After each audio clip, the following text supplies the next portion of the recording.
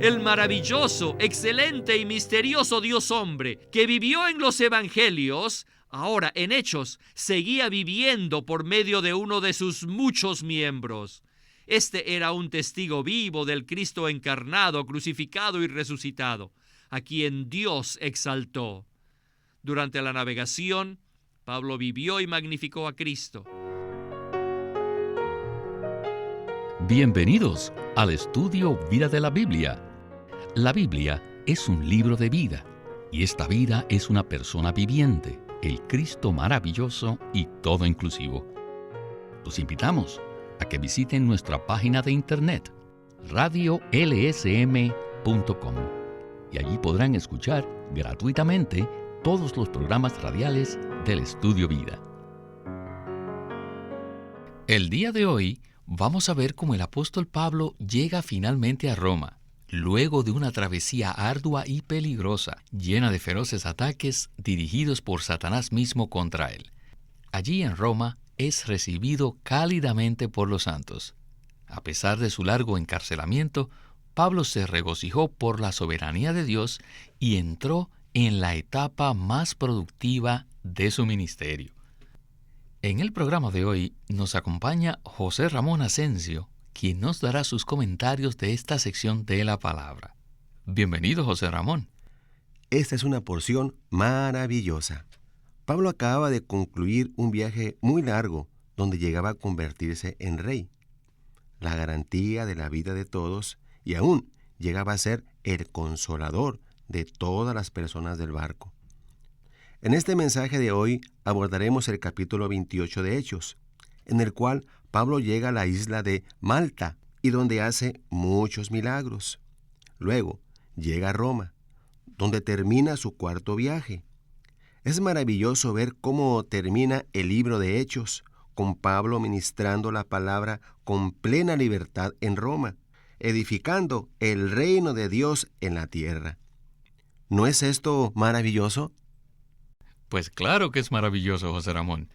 Cuando usted mencionó el reino de Dios en la tierra, recordé que así comenzamos el estudio Vida de Hechos, porque es el tema principal de este libro. Con esta introducción estamos listos para el estudio Vida de Hechos con Witness Lee. Adelante. En Hechos 28 dice que, estando ya a salvo, supimos que la isla se llamaba Malta, y los naturales nos trataron con una amabilidad extraordinaria, porque encendiendo fuego, nos recibieron a todos a causa de la lluvia que caía y del frío. Y continúa diciendo, entonces, habiendo recogido Pablo algunas ramas secas, las echó al fuego, y una víbora, huyendo del calor, se le prendió en la mano. Las víboras son muy venenosas, pero a Pablo no le interesaba eso. Él sacudió la víbora en el fuego. Entonces, cuando los naturales vieron la víbora colgando de su mano, se decían unos a otros, ciertamente este hombre es homicida, a quien, escapando del mar, la justicia no deja vivir. Pero él, sacudiendo la víbora en el fuego, ningún daño padeció. Entonces los nativos pensaron supersticiosamente que era un dios, pero él simplemente expresaba en su vivir y en su ministerio al Dios verdadero, quien en Jesucristo había pasado por los procesos de encarnación, el vivir humano, la crucifixión y la resurrección, y quien, como Espíritu todo inclusivo, vivía en Pablo y por medio de él. En nuestro vivir diario, en cualquier situación, nosotros debemos ser la expresión del Cristo que predicamos. Y el que predicamos es el Cristo encarnado, crucificado, resucitado y ascendido, quien es el Espíritu vivificante. Tenemos el valor de decir que cuando Pablo estaba en la isla, él vivía a Cristo. Vemos esto en las palabras que él mismo escribió en Filipenses 1:20 y 21. Ahora también será magnificado Cristo en mi cuerpo, o por vida, o por muerte. Ya no me interesa, porque para mí el vivir es Cristo y tengo que magnificarlo. Al leer el relato de Lucas acerca del vivir que Pablo llevó, podemos ver que su vivir en realidad era el espíritu todo inclusivo, que es la consumación del Cristo encarnado, crucificado y resucitado, a quien Dios exaltó. Luego, Pablo conoce a Publio, un hombre principal de la isla, quien los recibió y hospedó amistosamente 3 días. El padre de Publio estaba en cama, enfermo, de fiebre y desintería, y cuando Pablo oró y le impuso las manos, fue sanado. Pablo, quien se conducía como un rey que gobierna sobre su reino, actuó como médico para sanar al padre de Publio. Y de hecho, Pablo llegó a ser el médico e incluso el sanador de toda la isla. Así que le trajeron a todos los enfermos y él los sanaba. En el mar, en medio de la tormenta, el Señor hizo al apóstol no solo el dueño de sus compañeros de viaje, sino también su garantía de vida y su consolador. Así que ahora, estando en la isla, en la tierra y en paz, el Señor lo hizo no solamente una atracción mágica ante los ojos supersticiosos, sino también un sanador y un motivo de gozo para los nativos. Durante el largo y desafortunado viaje y el encarcelamiento del apóstol, el Señor guardó a Pablo en ascensión junto a él y lo capacitó para que llevara una vida que está pero muy por encima del dominio de la ansiedad. Su vida estaba plenamente revestida de dignidad y poseía la norma más elevada de las virtudes humanas, que expresaban los más excelentes atributos divinos. Era una vida semejante a la que el Señor Jesús había vivido en la tierra años antes. Este era Jesús mismo, viviendo otra vez en la tierra en su humanidad, que había sido divinamente enriquecida. ¡Amén! El maravilloso, excelente y misterioso Dios hombre, que vivió en los evangelios, ahora en Hechos, seguía viviendo por medio de uno de sus muchos miembros. Este era un testigo vivo del Cristo encarnado, crucificado y resucitado, a quien Dios exaltó. Durante la navegación, Pablo vivió y magnificó a Cristo. Por eso los honraron a él y a sus compañeros con muchas atenciones, es decir, con el mayor respeto y consideración. Bueno, José Ramón, qué ambiente maravilloso preparó Dios para el apóstol Pablo. En realidad, fue el ambiente ideal para que Pablo exhibiera a Cristo. Aunque los nativos de la isla pensaron que era un dios, en realidad Pablo estaba reinando en vida. Ahora, ¿nos puede usted explicar esto? Primero, yo quisiera recordar a todos los que nos escuchan que obtengan una versión recobro del Nuevo Testamento. Tiene una nota preciosa. Ahí en el capítulo 28, nota 6.1, dice: el apóstol no era un dios, según creían los supersticiosos naturales. Al contrario, en su vida y en su ministerio, él expresaba al propio Dios verdadero, quien en Jesucristo había pasado por el proceso de la encarnación, el vivir humano, la crucifixión y la resurrección, y quien como el Espíritu todo inclusivo vivía entonces en él y por medio de él. Pablo no era un dios, sino que era absolutamente uno con Dios por medio de Jesucristo. De esta manera, todo lo que hacía era como si Dios lo estuviera haciendo. En otras palabras, era Dios mismo expresándose a través de Pablo y actuando en unanimidad con Pablo. Así pudo Pablo reinar en vida. Amén. José Ramón, volvamos de nuevo con Witness Lee para otra interesante sección en este programa. Pasados 3 meses, se hicieron a vela en una nave alejandrina que había invernado en la isla, la cual tenía por enseña a los hijos gemelos de Zeus, sujeta a la popa. Después de estar 3 días en Siracusa, fueron a Regio y de allí pasaron a Puteoli, donde encontraron unos hermanos. De allí fueron a Roma, donde algunos hermanos oyeron de Pablo y salieron a recibirlo hasta el foro de Apio y las 3 tabernas, y al verlos, Pablo dio gracias a Dios y cobró el aliento. Cuando llegaron a Roma, a Pablo se le permitió vivir aparte, con un soldado que le custodiase.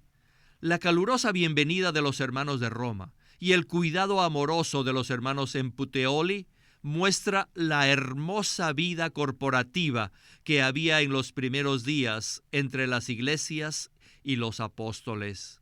Esta vida era parte de la vida del reino celestial en la tierra, que estaba entenebrecida por Satanás y habitada por el hombre. Aparentemente, el apóstol, como prisionero en cadenas, había entrado a la región de la oscura capital del imperio usurpado por Satanás. Pero en realidad, como embajador de Cristo y con la autoridad de Cristo, había entrado en otra parte de la participación de la vida corporativa de la Iglesia de Cristo en el reino de Dios en la tierra.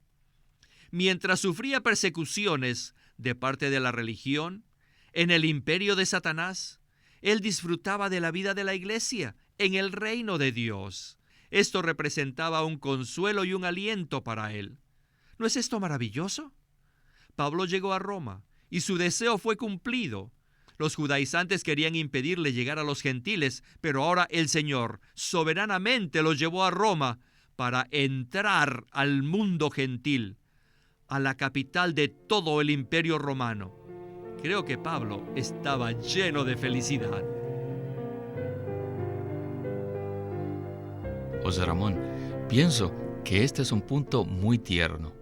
A pesar de las cadenas de Pablo, el Señor lo trajo soberanamente a Roma, que era la capital del mundo gentil, y eso lo hizo muy feliz. Los judaizantes trataron de impedir que él fuera a los gentiles, pero el Señor en su providencia llevó a Pablo a Roma. Esto era algo importantísimo en el mover de la economía neotestamentaria de Dios, ¿verdad? Ciertamente esto no es un asunto insignificante. Debido a que los judíos siempre trataron de restringirlo, ellos no querían que el evangelio de Cristo tocara a los gentiles. Por eso intentaron matarlo y lo condujeron a un largo proceso jurídico que lo llevó hasta Roma, la capital del mundo corrupto de Satanás. Allí pudo proclamar el evangelio del reino de Dios.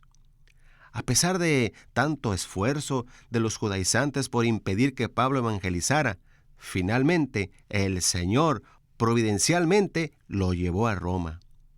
En aquellos tiempos, emprender un viaje tan largo de Jerusalén a Roma, 1400 millas, no era nada fácil, pero el Señor llevó a Pablo a una tierra gentil muy lejana, a la capital misma del Imperio Romano. Él debió haberse alegrado mucho de haber llegado a Roma.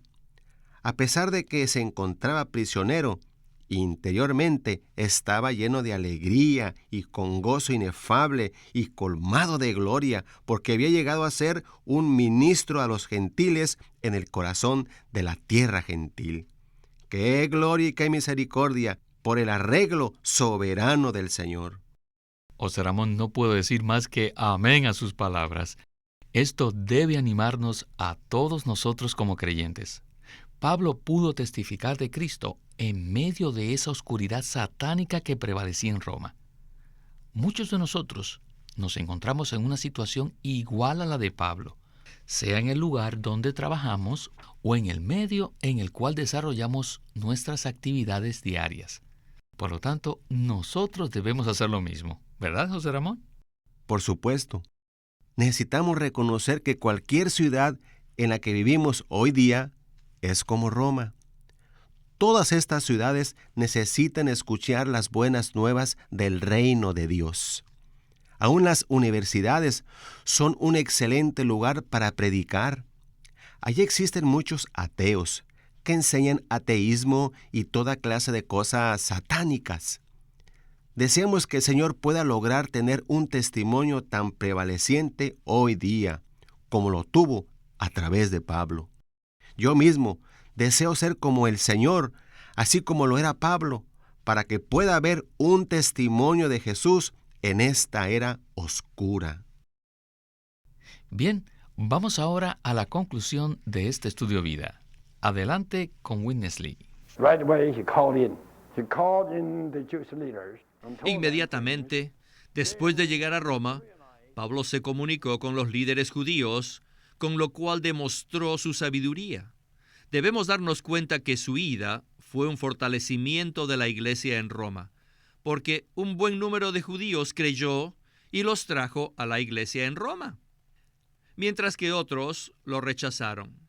Cuando le dieron la palabra, leemos en el versículo 25 al 27, y que dice, y como no estuvieron de acuerdo entre sí, al retirarse les dijo Pablo esta palabra: bien habló el Espíritu Santo por medio del profeta Isaías a vuestros padres, diciendo, ve a este pueblo y diles, de oído oiréis y no entenderéis, y viendo veréis y no percibiréis, porque el corazón de este pueblo se ha engrosado, y con los oídos oyeron pesadamente, y han cerrado sus ojos para que no vean con los ojos, y oigan con los oídos, y con el corazón entiendan y se conviertan, y yo los sane. Sabed pues que a los gentiles es enviada esta salvación de Dios, y ellos oirán. Dios el Padre dijo esto a los obstinados hijos de Israel en Isaías 6, 9 y 10. Dios el Hijo citó estas mismas palabras en Mateo 13, 14 y 15 a los judíos que lo rechazaban. Y ahora Dios el Espíritu, por medio del apóstol, las repitió al pueblo, quienes tenían el corazón endurecido. Esto indica que en todo el mover de la Trinidad Divina, los hijos de Israel fueron desobedientes al Dios de la gracia. Entonces, Él se volvió a los gentiles para llevar a cabo su economía neotestamentaria en cuanto a la propagación de su reino, con miras a la edificación de las iglesias, mediante la propagación del Cristo resucitado y ascendido.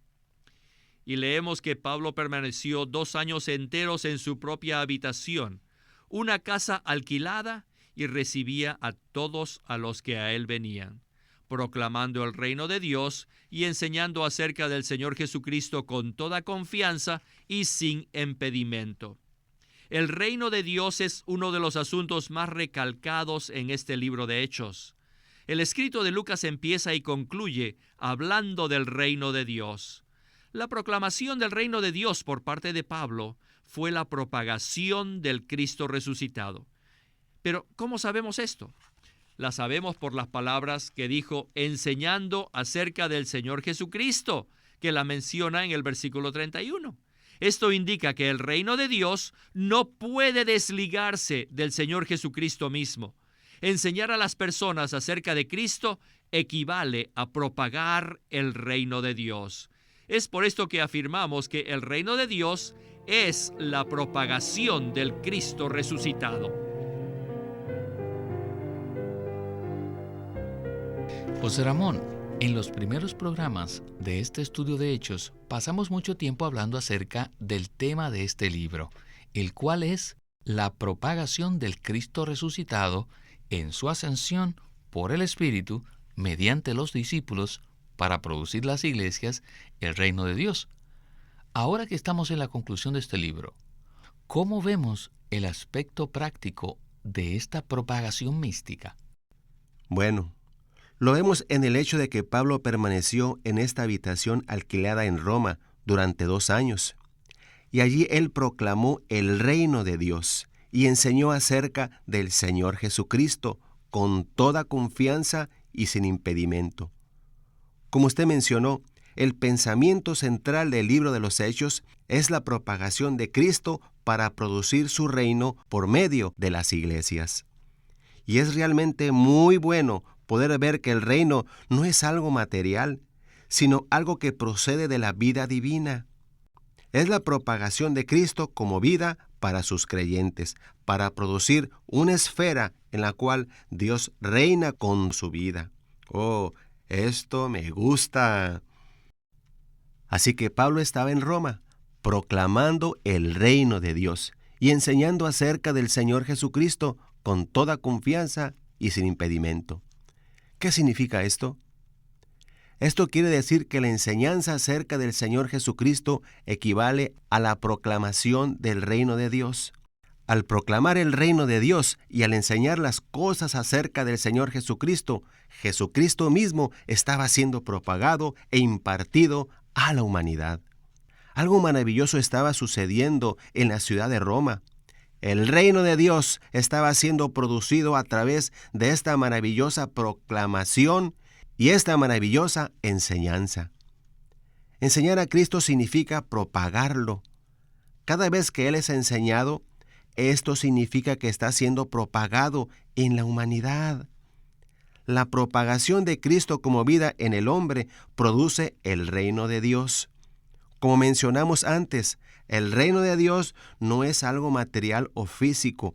El reino es simplemente el Rey resucitado, ascendido y vivificante que se dispensa a sí mismo a través de sus creyentes y a través de sus discípulos. Amén. El Rey está en nosotros y nosotros somos plenamente parte de su reino. José Ramón, ha sido muy agradable haber podido conversar con usted en este Estudio Vida. Esperamos verlo de nuevo muy pronto. Gracias por invitarme. Siento que debemos propagar este Cristo que se hizo el Espíritu y desea entrar a todas las personas. Qué bendición vivir en este tiempo y propagar este Cristo vivo y real para nosotros.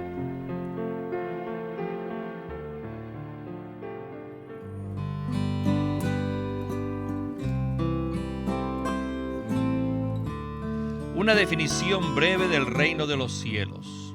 Un libro escrito por Witness Lee y publicado por Living Stream Ministry. Este libro consiste de mensajes que fueron dados durante el verano de 1963 en California, muy poco después que el hermano Witness Lee llegó a América.